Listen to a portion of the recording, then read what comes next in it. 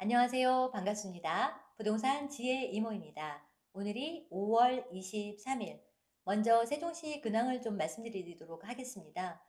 매스컴을 통해서 이미 들으신 분들도 계시겠지만 세종시에는 이주자 쪽으로 많이 좀 기울어진 것 같아요. 단지별로 나와 있던 매물 중에서 가격이 저렴하고 조건이 괜찮은 물건들이 거래가 하나씩 하나씩 되면서 가격이 조금씩 올랐고요. 연초 대비해서 비교해 봤을 때에는 금액으로 봤을 때는 대략 5천에서 1억 정도의 상승폭, 반등폭이 있었고요. 타입별로는 주로 5구 타입, 84 타입이 거래가 제법 되었어요. 아직 중대형으로까지 옮겨가지는 못했고요.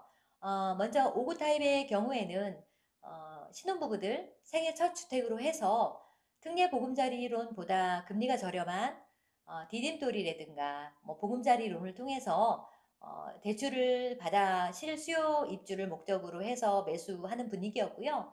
그리고 이제 갭 투자로 해서 한 3억 정도를 가지고 적당한 물건이 없느냐 물어보셔서 세종시의 경우에 5구 타입이 매매 금액이 4억 5천에서 5억이면 전세가 한 1억 7천에서 2억 정도 나가거든요.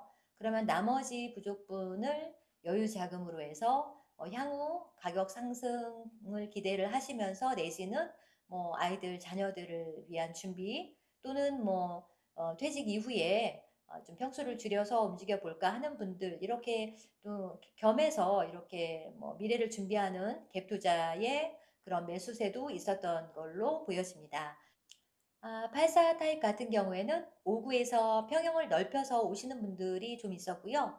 그리고 여기는 이제 젊은 분들이 살다 보니까 아무래도 아이들 학교 문제, 학군 문제 때문에 생활 인프라가 좋은 내지는 학군이나 학교에 이제 보내기가 좋은 초품화를 찾아서 좋은 입지를 찾아서 옮겨오시는 분들의 그런 매수세가 조금 있었던 것 같아요.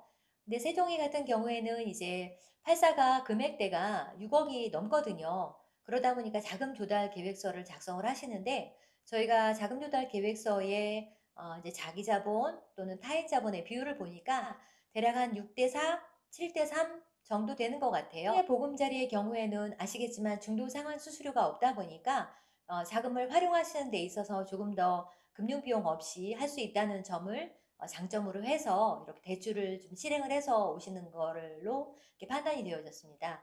이제 그런데 이제 좀 염려가 되는 것은 아직까지 84를 넘어선 중대형의 경우에는 매수세가 그렇게 많지는 않아요. 왜냐하면 이제 투자의 경험이 있던 분들 같은 경우에 국내외 상황이나 내지는 이제 국외적인 여러 가지 그 경제 상황들이 그렇게 파란불은 아니잖아요. 그래서 조금 더 지켜보겠다. 이제 9월, 10월 지나고 연말에 한 번 더 매수할 그런 타이밍이 되지 않겠냐라는 생각을 가지고 실제로 좀 자금력이 있는 분들 같은 경우에는 아직까지 그렇게 급하게 서둘러서 매입하는 분위기는 아닙니다.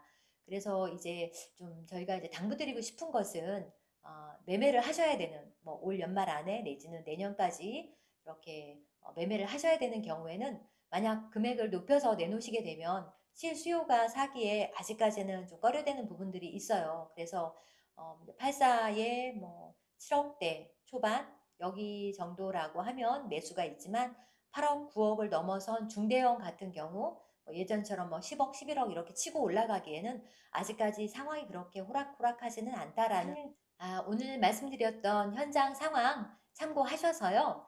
매도나 매수 타이밍 맞게 잘 움직이셨으면 좋겠어요. 그리고 또 한 가지 그 지난번에 올려드렸던 전월세 신고제에 대한 부분은 5월 16일 국토부 보도자료에 의하면 아시죠? 내년 5월 31일까지 2024년 5월 31일까지 1년 더 과태료 없이 유예되었습니다. 아직까지 신고 안 하신 분들은 이제 과태료는 없으니까요. 마음의 여유를 가지고 그치만 신고는 하시기 바라겠습니다. 아무튼 정부에서 임대차 3법에 대해서는 시행되는 과정에서 여러 가지 부작용도 있었고 또 나름의 문제점도 있어서 보완해야 될 부분들이 좀 있는 것 같아서 요즘에 여러 가지 이야기들을 하시는데요.